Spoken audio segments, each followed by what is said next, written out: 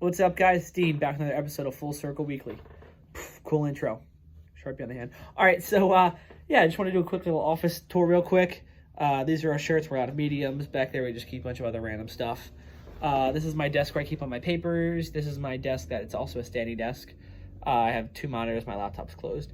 Back there is all the numbers and calendars and stuff that I don't really want to show the numbers. Oh, and then over there, sorry to spin you guys around. Hopefully you're not dizzy. Is our board that we just track a bunch of stuff on there right now. It's tracking, we like to track numbers. We track applicants, interviews, hires, accounts receivable, labor percentage for mowing and landscaping, and then average hours over per job. That's kind of for me, just to try and get better at my estimating. So, but yeah, we've been doing really good this past week. We no longer have our office girl, like I think I said in the last video, but actually not hurting as bad as I thought it initially would. I think it's just because she was super helpful, but a lot of the stuff she did was kind of ancillary, if that makes sense. So she did a lot of, follow-up on estimates and stuff like that, talking to clients, dealing with that type of thing, social media posts, designing graphics, all that kind of stuff that we're not really doing anymore. But I'm able to do the office work in probably about an hour or 2 hours a day. So huge cost savings on overhead, which is awesome because it was really high to have a full-time office person. The office actually isn't too bad for us, which is really neat because I don't know if you can hear in the background now, but it's on a main road by us, and I parked the car outside, and we get so many views and everybody just talking about the office, which is awesome. So it's worth it for marketing. I think we pay, I don't know if I'm allowed to say what we pay. I'm sure we can pay about $500 a month to stay here, which is such a good rate. Really get a ton. It's worth it. $500 just as a billboard cost. And plus we have this little space here where I can work in, get so much more efficient. If you guys don't have an office and you're small, I obviously not recommending if you you can't afford it, but I would totally get an office. My work is way more efficient here than it was in next to my bed at my desk at home or anything like that, which is cool. But yeah, so this past week's been pretty good. I think we have a new guy starting for every week for the next 3 weeks, and another guy who came in to try us out last week is probably going to come in again. We don't normally do trials, but this guy's super nice, super awesome, and just has another job, and I think he's a long-term guy once he moves over here if he decides to. So hopefully he does, and that would be pretty cool. But yeah. The other thing is I put an ad out on Indeed for a videographer as an intern at the advice of Mr. Vaynerchuk. And hopefully that sticks. We can get somebody who wants to come in for free and be an intern and record some stuff, post it on YouTube. I am going to give them the benefit of any ad money that we get, probably half of it or whatever. But if we start to do good on YouTube. But like I said, I don't really plan. This is never going to be a main money source for me. It's mainly just going to be, a fun thing to do. If it ever does become a main money source, that's a problem because we should be making a lot of money elsewhere. Right now, as far as our profit goes, we're having, full entrepreneur mode right now. And by that, I just mean, sucking. I don't know. This is my Rocky cutscene, as Alex Hormozy would say. But yeah, we're not doing very well as far as profit goes right now. It's mainly because I'm not there with. I'll give you a little rundown. Basically, mowing every day, which is great. I like mowing lawns. The problem is that it's not a good use of time. But our mowing crew just isn't there yet. But luckily, we're making a couple hires that are going to be fantastic. That are going to be able to kind of hopefully come batteries included.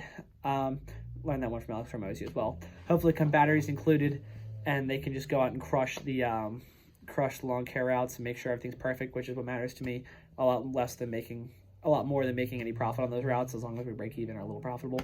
Just because lawns are kind of our loss leader, if you will. And then landscaping, where we're supposed to make all of our money, where we did make all of our money at the beginning of the year, and we lost money on lawns. Now it's kind of flipped because we're not making any money on landscaping. Jobs are taking way longer than they should, and it's all my fault, 100% me. The guys do a really good job. They work hard, but they're just kind of spinning their wheels sometimes, not doing the right stuff or not doing stuff the fastest way. And I'm sure sometimes they're just on hot days. They're not feeling it, but that happens to everybody. So we're just going to get that going. Like I keep saying, we're going to get P4P back going up again. It's just that I've just done a really crappy job this far of making sure everything's together with that. So we're going to really focus on making sure before we implement P4P again, or some version of it, make sure that the jobs are priced correctly and I can price jobs correctly, which I think I got really good at now, which is awesome.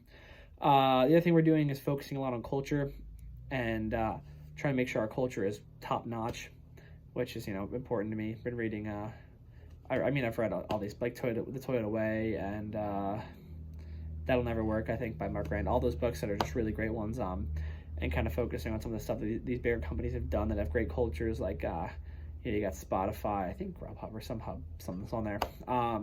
got Netflix, got LinkedIn, all those kind of companies are really great to read into, which is cool. And that's been a huge help to me trying to learn what we should do with our culture, making values, making a sheet and all that stuff. And then the last thing I'll leave you guys with was after reading, obviously I mention him a lot because I've been really loving his content lately, Alex Hormozy. Reading his book about launching gyms. I really like to read things about other industries that apply to business in general because it helps out, and especially a recurring model like gyms, and really reading all the stuff about gyms and how you can take a normal gym and in 6 months turn around to be an awesome gym. I think the same thing applies to lawn care landscaping.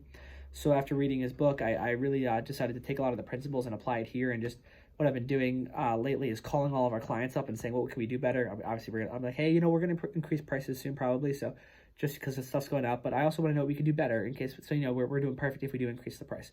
One, putting the shoe in because we're probably going to have to increase my own prices to raise profit margins. Two, also figuring out what we can do better on clients' properties. It's the 2-for-1, it's awesome, and it's a really good use of time to be able to call all of our clients and see, what they're up to and how we can do this stuff better. Plus, it's also a little thing where it's like, they're like, oh, yeah, I didn't mean to call you. This happened twice today. I've only a couple clients we called. Yeah, we need a landscaping estimate as well, which is awesome. Just extra, just getting some extra landscaping jobs for not even a hard sell. They're really, really soft sell, if you will. Not even a sell, just really calling to see what we can do for them. But learning what we can do better as well, and then just really trying to take that, run with it, and basically trying to create the ideal lawn care landscaping business, and then track back from that and say, okay, where are we now, and this is where we're going. Do we have a set goal? Because I feel like haven't done the best job of having set goals. I've had it in my head and kind of written out vague goals. There are set goals, but the problem is they're not specific enough to where I feel like they're really, really not achievable, but really, really, clear enough that I can actually shoot for them. I feel like right now I'm kind of aiming in a general direction, but not towards something. So hopefully that'll help. And I'll keep you guys updated on what we figure out. We're also systematizing the crap out of everything right now. Really making systems for morning, afternoon, gassing up trucks, and a bunch of office systems as well, which has been huge and trying to make everything more consistent. So I'll leave you guys with that. Don't want to make this video too long, but thank you so much for watching. And if you have any questions, comment down below. And that's all I got. Peace.